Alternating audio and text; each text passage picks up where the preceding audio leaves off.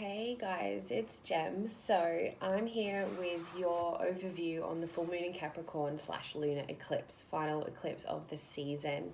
Okay, so I've got some notes here. I'm going to try get through it so it's nice and straightforward, so I'm not rambling. But yeah, hopefully this is helpful for you guys and it's going to be amazing. Okay, if you haven't, check out my reading I did around what energies to be expected around the full moon for us coming in. But let's get on to the details of the actual event. So back in May, we had the beginning of the eclipse season, and we had a setup of 3. So we're at the third and final eclipse, and that is coming with the full moon in Capricorn. So that's the lunar eclipse we're experiencing now.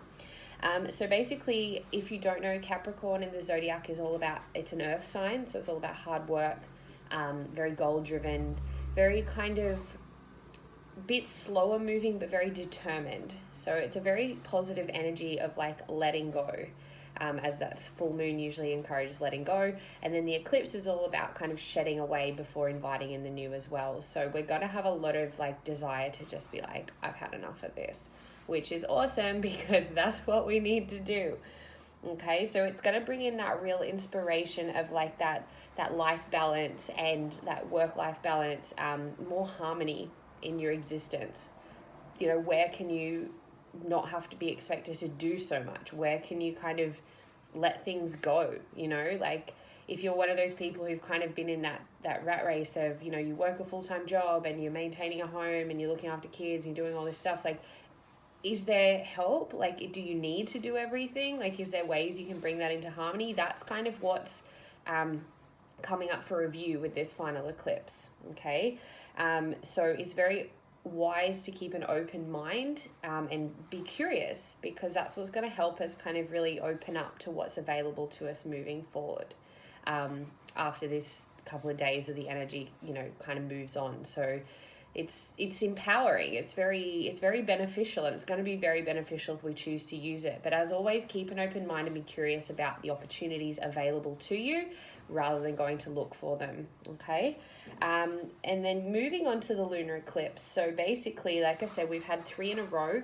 Now that's a very rare occurrence. Usually we have the 2 each season, and the third one will occur again in 2029. So about every 10 years we get the trio, because obviously coming into a new decade, we've got new fresh energy, we've got new fresh direction.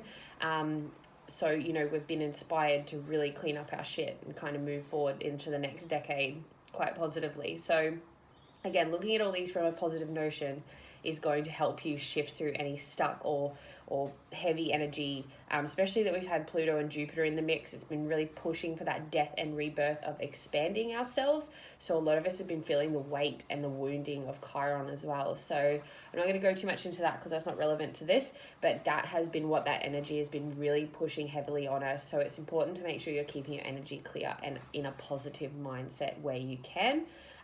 Not to say that things aren't relevant to touch on, but, you know, do what you need to do and then get back into that higher vibration. So with this moon as well, we have an influence from Mercury and Uranus. So this is what's bringing in that exciting news, more stimulating creativity, more deeper and more meaningful connection, and just that overall feeling of harmony.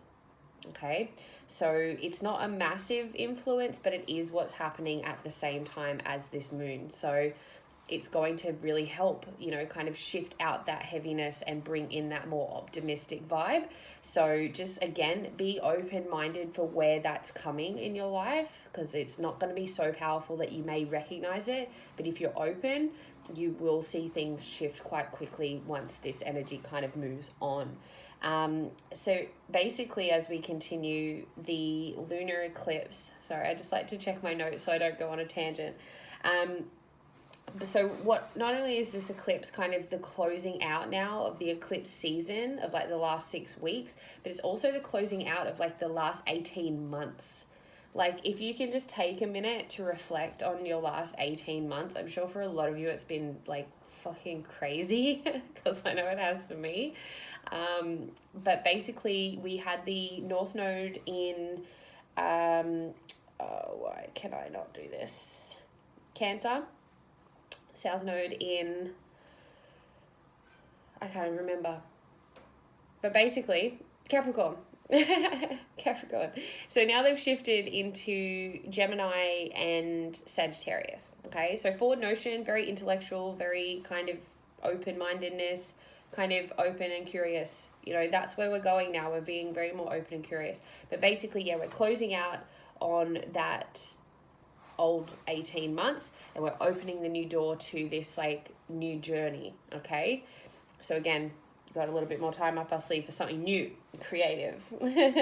And then coming on from that as well, let's have a look. So yeah, that's going to give us that action to heal and move forward and close out that 18 months. And this is what this lunar eclipse is doing. And the thing with eclipses as well is they heighten the influence of the moon. And the moon energy is all about letting go, especially at a full moon. Okay, so the eclipse like intensifies that feeling of letting go, and eclipses on their own accord are actually all about shedding as well. So whether you want to let go or not, this is basically shutting the book for you. And from what I've experienced with the universe is that you can resist it all you like, but it's going to make it harder, it's going to make it more painful. So the best bet is to set that intention of like, I am ready to let go and close the door on the past, forgive the past, accept the past, and I'm ready to open up to this new and profound energy, all this new opportunity and abundance that I have available to me. I am ready. Let it go. Send all that burden up to your higher self to take care of, and you just focus on healing and moving forward. Okay, that's all you need to do. But again, if you fight it, the ego will have a bit of a push, but you've just got to say, look, please, I see you, but I need you to step aside and let soul lead the way. Okay, just reassure yourself, you know, try not to give yourself a hard time through these shifts because they are very powerful. And basically, yeah, this is closing on all those life changes. You know, it's closing on all the behaviors and patterns that we've been healing and kind of accepting up until now, and we're just really just closing the door on a lot. So this is going to be a really quite a dramatic ending, but like I said, it's going to create that emotion, that grief of letting go of an old part of you. Okay, so again, honor that. Don't fight it, just like accept it, see it, give it the love and nurture it needs, and then send it on. Okay. So now I know a lot of you are probably thinking like, how much more of this can we go through? We're now in July. June was all about the shedding, was all about the like recognition of what we needed to let go of. It was a very like powerful purging month and all the ascension.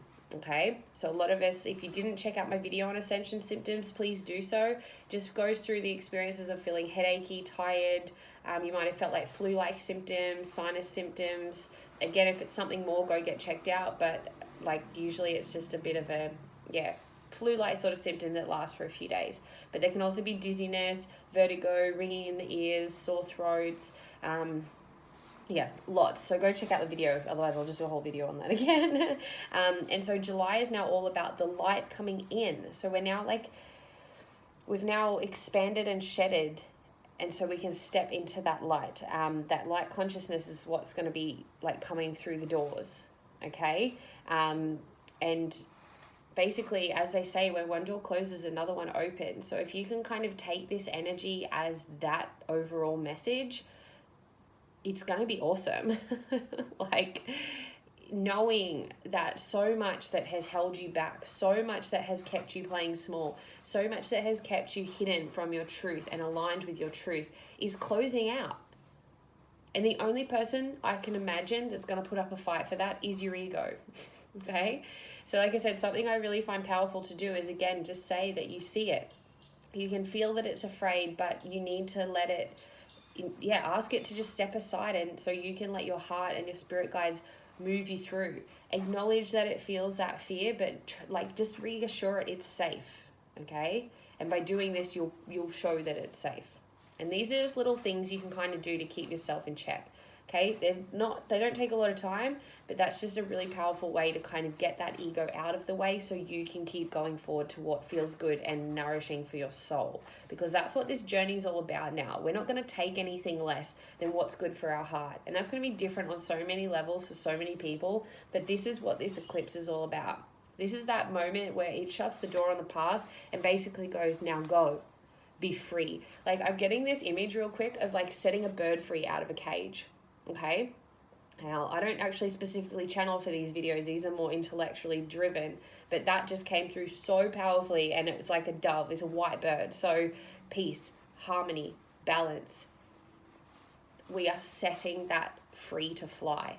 Okay? That's you. That's awesome. I love that. I love that that just came in on the back end of that. Yeah. So what can you do through these times? Basically, as always, self-care is imperative over the next few days. Let me assure you. So if you aren't feeling the greatest, don't go out drinking. Don't go out with your friends. Like, I mean, not that we really came with COVID and everything, but like, don't go out and push yourself to do things that you don't feel like doing. And that even includes exercise. Like, if you feel like moving the body, great, go for a walk, go to the gym, go do all those things. But don't push yourself to do things that don't feel good for you or your body. If you have a headache and all that stuff, eat good foods, eat lots of fruit, drink lots of water, just sleep if you need to, relax, have a salt bath. Self-care is imperative. Release rituals. So as you know, with the full moons, you can write down what you're ready to let go of, whether they're people, patterns, behaviors, beliefs, whatever. Set it under the moonlight for 24 hours and then burn it, or burn it straight away if you feel like it. Bury it in the dirt, tear it up, whatever feels good. You can even write some letters, wishes, intentions. Cleanse your crystals if you have them. Cleanse and clear your space. So not just like with sage and herbs, but like wipe down benches, wipe out shelves. If you have the energy, like go through and clear out clothes and make space for all the new stuff. Okay. That's always really helpful. Like I said, salt baths, lots of rest, and journaling is very beneficial, as well as meditation. Okay. So take as much time as you need with yourself and your self-care and your introspection over this weekend with the moon.